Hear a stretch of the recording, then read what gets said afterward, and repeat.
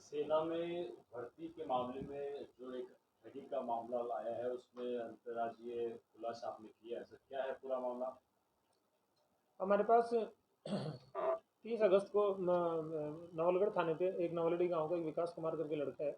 उसने एक एफआईआर दर्ज कराई थी कि यूपी के किरण नाम का व्यक्ति है। उसने उसको रांची में सेना में भर्ती करवाए जाने का विश्वास दिलाया।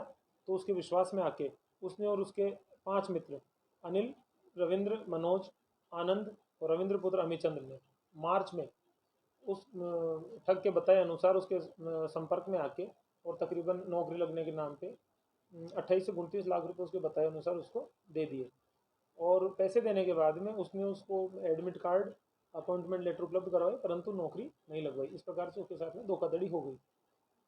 थाने पर जब ये रिपोर्ट प्राप्त हुई तो इसके पश्चात हमने प्रकरण को दर्ज किया।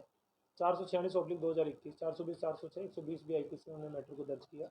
दर्ज करके अनुसंधान श्रीमती कंचन सब इंस्पेक्टर के नाम किया गया। तुरंत ही टीम गठित की गई और आरोपियों के जो भी तकनीकी साक्ष्य है वो केवल नाम ही जानता था, विकास केवल नाम ही जानता था। तो तकनीकी साक्ष्यों के आधार पर दबिश करने के लिए हमने दिल्ली टीम रवाना कर दी। ये जो टीम गई थी इसने तकनीकी रूप से अनुसंधान करने के बाद में एक सौरभ श्रीवास्तव निवासी शिव विहार जो लड़का है उसको चिन्हित किया और उसको पूछताछ के आधार पे दिनांक 2/9 को गिरफ्तार कर लिया और उसको कोर्ट में पेश किया। तो कोर्ट ने उसका 8 दिन का हमारे को रिमांड दिया। उसका रिमांड लेने के बाद में उससे और पूछताछ की गई, और पूछताछ करने के बाद में एक दिल्ली से एक और जो जिसका नाम एफआईआर में भी है, किरण पाल उर्फ किरण सिंह जाति जाटव निवासी औरंगपुर मीरपुर, उसको भी दिल्ली से दस्तयाब किया और 5 तारीख को आज हमने उसको गिरफ्तार कर लिया। उसको भी हम कोर्ट में पेश करके उसका रिमांड प्राप्त करेंगे।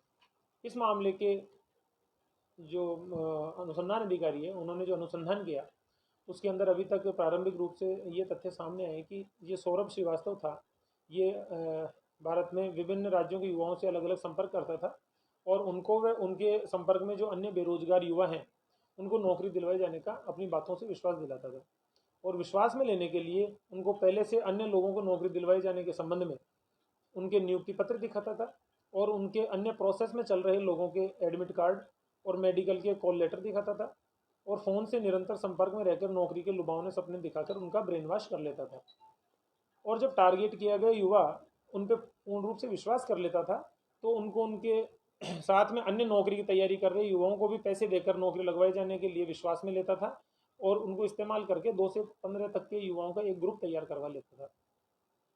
इसके बाद में सबको ग्रुप वाइज दिल्ली बुलाया जाता था इनके द्वारा, ठगों के द्वारा, और किसी होटल में डॉक्यूमेंट को देने का बहाना करके बुलाया जाके डॉक्यूमेंट चेकिंग की कार्रवाई का दिखावा करके जो अमाउंट तय किया जाता था उसकी फर्स्ट किस्त ये प्राप्त कर लेते थे। इसके बाद में दोबारा मेडिकल करवाए जाने के नाम पे दिल्ली या रांची में बुलाते थे। वहाँ पर ये उनका फर्जी तरीके से एक मेडिकल का आयोजन करते थे दिखावा टाइप से और उनसे दूसरी किस्त प्राप्त करते थे। इसके बाद में जब बेरोजगार युवा इनसे संपर्क करते थे तो ये कुछ समय लेते थे और प्रक्रिया को जल्दी निष्पादित कराने के लिए सेटिंग करवाए जाने के बहाने तीसरी किस्त भी उनसे प्राप्त कर लेते थे। फिर ये जब ये पैसा ये प्राप्त कर लेते थे उसके बाद में अभ्यर्थी गण को एक एडमिट कार्ड जारी करते थे जिस पर सेना की मोहर लगी होती थी और फर्जी तरीके से परीक्षा में शामिल होने का झांसा दिया जाता था। और अभियुक्त को ये बताते थे कि आप जो पैसे दे रहे हो उसके कारण से आपको परीक्षा देने की आवश्यकता नहीं है, आप केवल परीक्षा का जो उपस्थिति पत्रक होता है उस पर साइन कर दो, परीक्षा में पास हम करवा देंगे। इस प्रकार अभ्यर्थी को पूरा विश्वास दिलाया जाता था कि उसकी परीक्षा पूर्ण हो चुकी है और इसके साथ में मांगी गई पूरी धनराशि जो शेष धनराशि होती थी उसको पूर्ण रूप से प्राप्त कर लेते थे। इसके बाद में दिया गया जो एडमिट कार्ड था, जो सबसे पहले उन्होंने एडमिट कार्ड परीक्षा के लिए दिया था, उसको अभ्यर्थी से वापस प्राप्त करके और सेना में नियुक्ति पत्र उनको व्हाट्सएप के जरिए प्रेषित करते थे। इसके बाद में रांची में एक फर्जी कैंप खोल के ज्वाइनिंग के लिए इनको जो स्थान दिया जाता था वहाँ पे एक फर्जी कैंप का भी आयोजन करते थे जहाँ पे वर्दी में कोई पुलिस ऑफिसर्स बैठाते थे, सॉरी आर्मी अफसर्स वर्दी में बैठाते थे फर्जी तरीके से, और अभ्यर्थीगण को ज्वाइन कराने का भी प्रपंच रचा जाता था। ऐसा ही एक फर्जी कैंप पहले मिलिट्री इंटेलिजेंस का पूर्व में छापा हो चुका है ऐसे कैंप पे, और इस प्रकरण में गिरफ्तार अभियुक्त के रांची में काम करने वाले साथी अभियुक्त रांची में पूर्व में गिरफ्तार हो चुके हैं। इसके बाद में इन लोगों ने जब ये घटना हुई, जब मिलिट्री इंटेलिजेंस का इनके कैंप पे छापा हो गया, उसके बाद में इन लोगों ने अपने मोबाइल वगैरह बंद कर दिए और एक दूसरे के व्हाट्सएप और इंटरनेट कॉलिंग के जरिए आपस में संपर्क में थे। इस मामले में चूंकि व्हाट्सएप कॉलिंग वगैरह से ही संपर्क में थे, तो इसमें हाई लेवल का हमारे को टेक्निकल इन्वेस्टिगेशन करना पड़ा, और टेक्निकल इन्वेस्टिगेशन के जरिए हमने मुलजिमों को ट्रेस आउट किया और उनको हमने गिरफ्तार किया। प्रकरण में अभी अनुसंधान जारी है, और रांची से मिलिट्री इंटेलिजेंस के द्वारा जो मुकदमा दर्ज करवाया गया है उसके संबंध में बिहार पुलिस से संपर्क किया जाके हम आगे अनुसंधान करेंगे। इस मामले में हमारे यहाँ पे हमने अनुसंधान अधिकारी श्रीमती कंचन के नेतृत्व में विशेष पुलिस दल का गठन किया था, जिसमें Vikas head constable, Shri Sanjay constable और श्री प्रवीण कुमार कांस्टेबल और मुकेश कुमार कांस्टेबल की विशेष सराहनीय भूमिका रही। इन्होंने बहुत ही अच्छा काम किया और बहुत तेज़ी से इन्होंने इसका पर्दाफाश किया घटना का, उसके लिए सभी धन्यवाद। कितने लोगों को हाँ, काफ़ी लोगों को ठगा गया है। अभी इनको इतने लोगों को ठगा गया है कि इनको जबानी याद भी नहीं है, तो इस संबंध में अभी अनुसंधान चल रहा है, आगे का खुलासा अनुसंधान अधिकारी के द्वारा किया जाएगा। इसमें कोई जैसे मिलिट्री इंटेलिजेंस ने छापा मारा, इसके अलावा कोई जो इसमें शामिल है, ऐसे कोई संदिग्ध जो अन्य गतिविधियों में रहे, कोई कहीं कहीं क्या सेना से जुड़ा हुआ कोई इस तरह का है? अभी तक तो ऐसा कोई वाकया है नहीं, लेकिन अभी यदि इन्वेस्टिगेशन तो अभी लगभग शुरू ही हुआ है, तो अभी इन्वेस्टिगेशन जब कंक्लूड होगा तब ये सब चीज़ें आपके सामने रखी जाएंगी।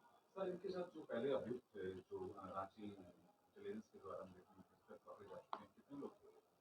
इतना बड़ा इस संबंध में भी हम बिहार पुलिस से संपर्क कर रहे हैं और संबंधित थाने में चार्जशीट एफआईआर कॉपियाँ लेंगे, और फिर उससे हमारे को ये चीज़ें पता पड़ेगी कि जो पकड़े गए लोग थे वो इनसे संबंधित थे या नहीं थे और किस प्रकार से इनके तार जुड़े हैं। तो इन्वेस्टिगेशन के बाद में इन चीज़ों को खुलासा होगा।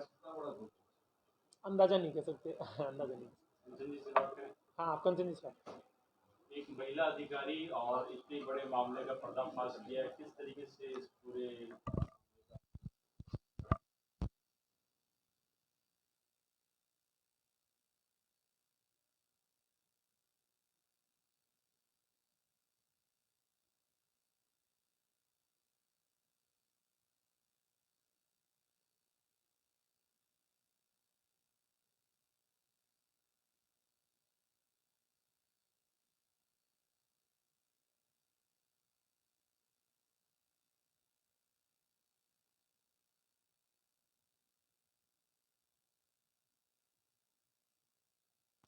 मुकदमा नंबर 446/2021 दर्ज करके CI साहब द्वारा तफ्तीश मेरे नाम की गई है, और तफ्तीश के दौरान अनुसंधान किया गया, परिवादी से काफ़ी चीज़ें ली गई, और सुबह ही हम अगले दिन 31 तारीख को सुबह ही हम दिल्ली रवाना हो गए मुलजिम की तलाश के लिए, क्योंकि आगे फिर अगर लेट होते तो वो हाथ नहीं आता।